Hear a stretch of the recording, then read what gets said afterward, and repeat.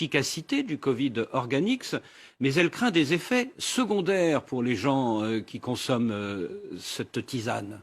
Oui, vous me citez bien évidemment la mise en garde du docteur Mouetti, qui met en garde l'utilisation du Covid Organix.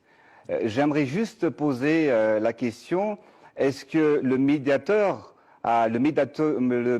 avait reçu et obtenu les autorisations ce que je demande est comme question aujourd'hui, combien de personnes sont mortes en fait du médicament Mediator.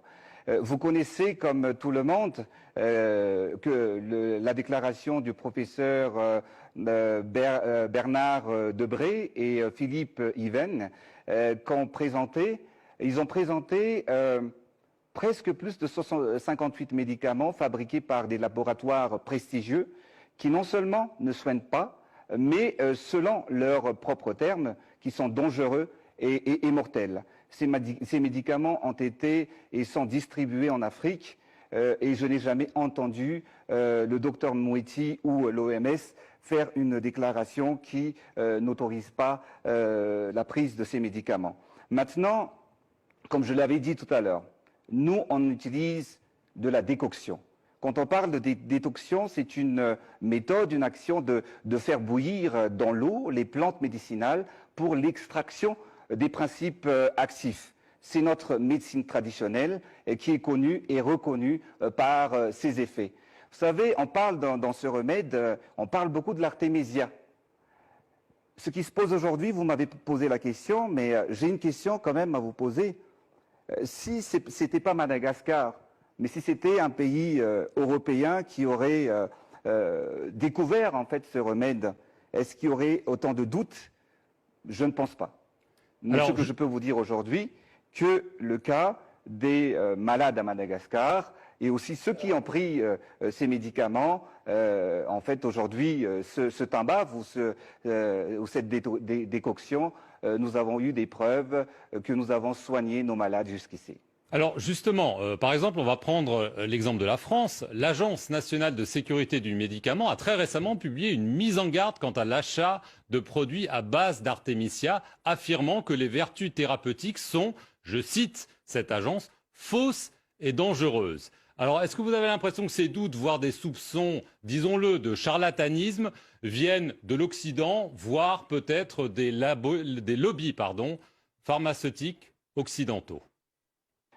Vous savez, vous avez peut-être pu voir et regarder la déclaration du professeur Montagnier, qui a quand même reçu le prix Nobel de la science et de la médecine.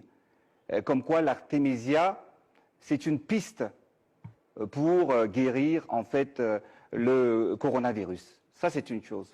Mais vous avez aussi pu en fait constater l'étude du professeur Tuyuyu en Chine qui a pu extraire en fait l'artémisinine dans je ne comprends pas pourquoi autant de questions, pourquoi autant de problèmes. Mais le problème aujourd'hui avec le Covid Organix n'est pas sa formule. Ce ne sont pas des études cliniques qu'on fait semblant de ne pas connaître. On dit du mal sur ce produit, sur le Tambave CVO, alors qu'il ne fait que du bien et qu'il ne sauve que des vies actuellement. Dans cette bataille, on veut nous freiner, on veut nous décourager, voire même nous interdire d'avancer. C'est qui on, Monsieur le Président, d'avancer, ni un pays, ni une organisation.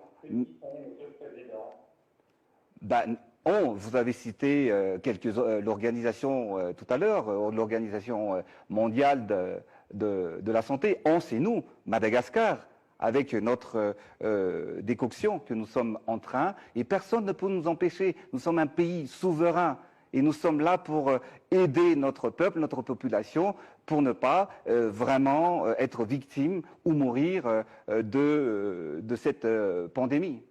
Simplement, ce que tout le monde vous demande, ce sont des essais cliniques. Vous avez cité l'IMRA, l'Institut malgache de recherche appliquée, mais pour l'instant, Cet institut n'a fait que des observations cliniques, pas d'essais cliniques. Alors quand est-ce que vous allez les faire et qui va les faire? Alors, il ne faut pas confondre essais cliniques et observations cliniques.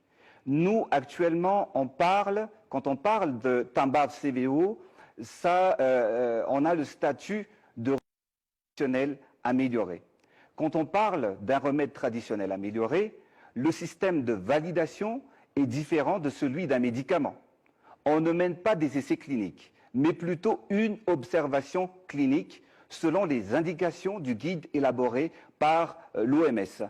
Et c'est ce que nous avons fait. Nous avons mené justement une observation clinique. Ainsi, un protocole d'étude à observer et nous avons regardé, nous avons fait une observation clinique sur l'effet et l'état de santé des malades atteints du coronavirus. Donc aujourd'hui, nous avons respecté les normes éthiques reconnues universellement en matière d'études et de recherche clinique. Mais jeudi dernier, vous avez annoncé que des essais cliniques allaient être bientôt conduits. Ils n'auront pas lieu finalement? Il y a deux choses. Il ne faut pas confondre. Il y a plusieurs protocoles que nous avons mis en place. Premièrement, comme tous les pays au monde, faisant face à cette pandémie, nous sommes obligés de trouver une solution pour guérir les malades. Et quand le professeur Raoult a annoncé l'efficacité de la chloroquine et de l'azithromycine, nous avons eu recours. Et je voudrais d'ailleurs ici le remercier, car sans sa solution proposée, nous n'aurons pas pu sauver les premières victimes du coronavirus. Après, nous savons tous que l'administration de doses élevées de la chloroquine présente des effets secondaires et indésirables. Ce traitement a présenté des risques de toxicité et exige une plus grande surveillance clinique. Le deuxième protocole que nous avons adopté, c'était le Timbav CVO, ou la décoction que je vous avais annoncée tout à l'heure, suivant les principes d'études cliniques et d'observation, suivant les recommandations de l'OMS. La grande majorité des patients qui ont pris cette décoction a été observée et bien évidemment, le résultat est là. Il n'y a pas de mort actuellement à Madagascar. Il n'y a pas de mort. Nous avons fait que de guérir en fait nos patients. Mais vous avez parlé tout à l'heure d'essais cliniques. Bien évidemment, nous avons un troisième protocole et un essai clinique sur un médicament sous forme d'injection différent du remède que nous sommes en train de proposer actuellement. Cela fait partie dans le cadre d'une coopération scientifique régionale et en collaboration avec des médecins et des scientifiques aux États-Unis et bien évidemment dans l'océan Indien. Alors, l'Institut malgache de recherche appliquée, vous en avez parlé tout à l'heure, refuse de révéler la composition exacte du Covid Organics parce que on imagine que cet institut ne veut pas se faire doubler par un concurrent, peut-être avant de déposer un brevet. Mais beaucoup de malgaches de l'intérieur du pays n'ont pas accès à ce remède. Alors, pour qu'ils puissent le fabriquer eux-mêmes et donc se protéger, est-ce que vous pouvez nous dire quelles sont, en plus de l'artémisia, les deux autres plantes qui composent le Covid Organics?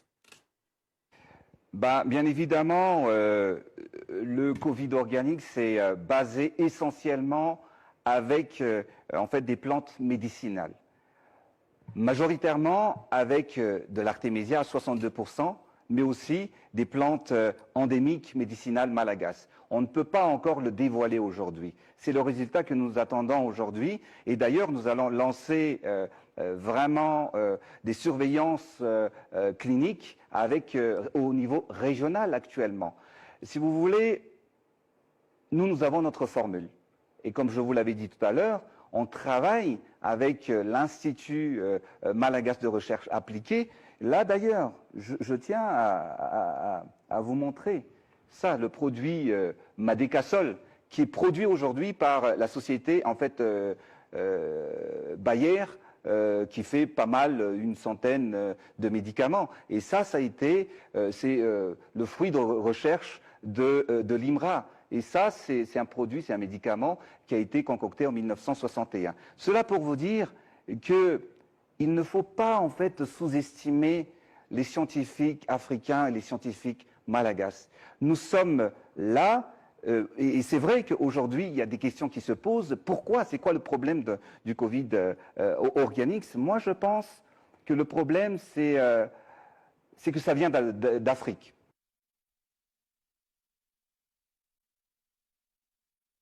Madagascar, qui est le 63e pays le plus pauvre du monde, est mis en place, en fait, ce formule, ce tambave pour sauver le monde.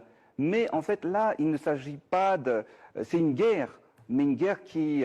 ce n'est pas la force militaire ou également la puissance économique qui joue actuellement, mais Dieu et le Seigneur nous a donné des plantes médicinales pour aider nos pays, les autres pays et le monde entier pour lutter contre cette maladie. Monsieur le Président, il nous reste à peine quelques secondes, mais c'est important. Vous réclamez à la France la restitution des îles éparses, ces 4 îles qui sont au large de vos côtes.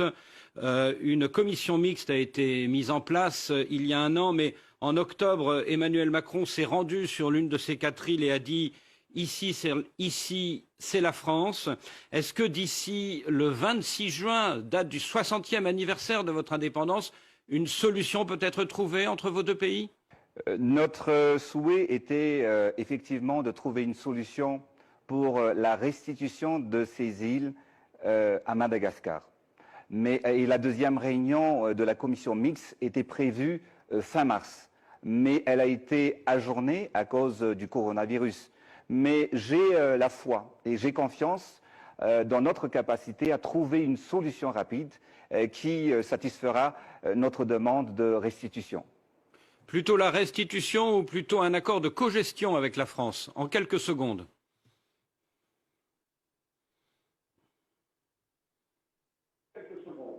Nous, on a réclamé la souveraineté de ces îles et on parle de restitution. Monsieur le Président, merci de nous avoir accordé cet entretien et merci à vous de nous avoir suivis sur nos 2 médias, Radio France Internationale et France 24.